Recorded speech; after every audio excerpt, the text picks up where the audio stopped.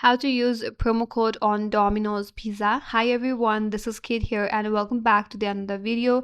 And in today's video we will learn how we can use promo code on Domino's Pizza application. So without further delay, let's get started. So first of all, you have to open up the application, then sign in into your account. So once you're signed in, from the home page you can scroll through it and search or add pizza or other items to your cart, and make sure that your order meets any coupon requirements like minimum spend or specific items. If you already have added your delivery address, tap on order now from your home page.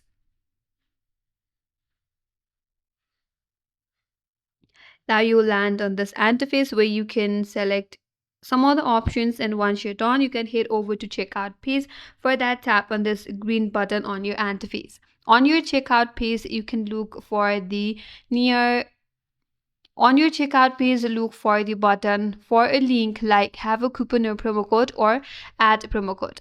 Tap on it and then you have to type or paste the code exactly, then hit apply. Now you will find the discount reflected in the order total, and after that you could proceed with payment and delivery pickup instructions as usual.